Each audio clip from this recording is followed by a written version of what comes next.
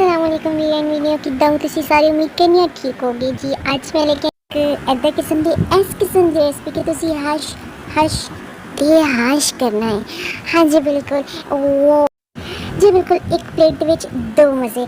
सब तो पहले जी ए मैं प्याज टमाटर ते ए जिहड़ा ना मैं मसाला है मेरा उस स्पैशल किस्म का मसाला तैयार किया सी। 2 अंडे रखे हुए ने, मैं हरिया मिर्चा कट के रख लिया हुई ने और मैं आलू कट के रख लेने। ठीक है, ए जी रेसिपी बनने वाली है ना बहुत ही कुछ यमी किस्म की बनने वाली है। ठीक है, ए सारा कुछ रखा हूँ मैं की किया हूँ मैं प्याज नूं कट के ते एनू मैं ज़रा जरा ना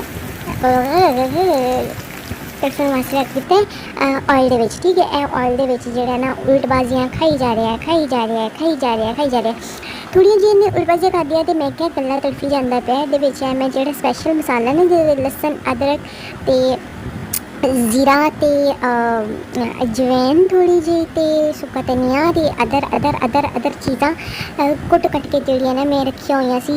लाल मिर्च भी मैं कुटी है, थोड़ा देसी माहौल लाल मिर्च भी कुट के रखी है। इन्हों ना मैं दोवां नूं जिहड़ा ना मिक्सअप करके ते मैं इन्हूं क्या ज़रा पई इहदे विच भुड़को ते ए जिहड़ा ना हो रहा है हुण इहदे विच मैं नमक मिर्च ते पाती सी, हल्दी पाई है और पाया है नमक पाया है और उस तो बाद टमाटर ते हरी मिर्च थोड़ी जी मैं पाती है। हुण इन्हां नूं भी मैं क्या है कि ज़रा तुसीं भी आपस दे विच सलूक इतफाक दे नाल जिहड़ा घुल मिल जाओ।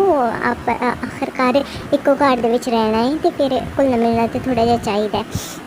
लो जी ए जिहड़ा ना इन्हों ना रलावा मलावा चंगी तरह दिता है। देखो ए कितनी खूबसूरत लुक आ रही है। कभी कभी मेरा दिल करता ईमान तेरे ना हथ वढ़ ही देवां, इन्नी सोहनी हंडी पकान लग पई है। चलो ए ना आलू जिहड़े मैं कट्टे हुए सी ना क्यूब शेप दे विच कट्टे हुए सी, ए आलू मैं पा दिते ने उस सारी रेसिपी दे विच ओ मसाले दे विच जिहड़ा। ठीक है, उहदे विच आलू पाए ने, आलू मैं पा के ना इन्हों ना भुनना है, इन्हों भुनी जाना है भुनी जाना है। देखो कितनी खूबसूरत शक्ल है। मैनू लगता मैं अपना एक जी इहदे ना रेड़ी ला सकनी है, लेकिन चलो थोड़ा जिहा कम चलन दो उस तो बाद रेड़ी ला लेंगे आलू अंडियां दी भी। अच्छा जी इन्हों जिहड़ा है ना क्यों तुमसे मिलने की तमन्ना है प्यार का इरादा है। लो जी ए जिहड़ा ना ए मैं भुन रही जी, इन्हों चंगी तरह भुनना है कि इन्हों की ना खूबसूरत जी लुक आ जाए। ए वेखो ए पुजरे ने हुण इन्हों भुनना। हांडी वैसे ना भुनन दे नाल ही बनदी है, कई लोग तो नहीं इन्ना भुनदे, लेकिन हांडी में जिन्ना ज़्यादा तुसीं भुनोगे ना खूबसूरती उहदे ते आएगी और मसाला जात शामिल हो जाएंगे तो घुल मिल जाएंगे तो फिर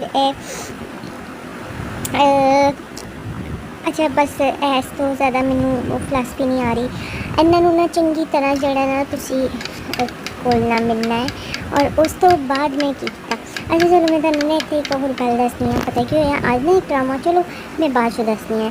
ए मैं ना अंडा फेंट रही सी, मैं अंडा फेंटिया और अंडा फेंट तो बाद जड़ा ना वो हुण आलू जो सन मेरे तकरीबन आलमोस्ट गल चुके सन, बिल्कुल पानी खुश्क हो चुकिया सी और इन्हां दे विच हुण मैं इन्हां नूं वल आंदा ए सिर्फ लड़ाइयां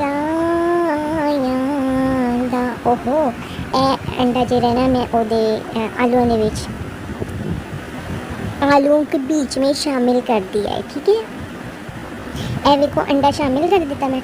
इन्हों चंगी तरह मिक्स करी जाना है, मिक्स करी जाना है, मिक्स करी जाना है, मिक्स करी जाना है। इन्हों का इन्ना कुछ सलूक इतफाक हो जाना कि एक जिसम दो जान हो जाना है। ठीक है, तो ए एंड दे विच आ गई इन्हों की फाइनल शक्ल। ए देखो आलू लगा कड्ढे सन, जिन्होंने आलू पसंद है वो आलू खा सकते हैं। खूबसूरत है वो इतना कहा नहीं जाता। देखो कितनी खूबसूरत की लुक आ गई है लास्ट वाली।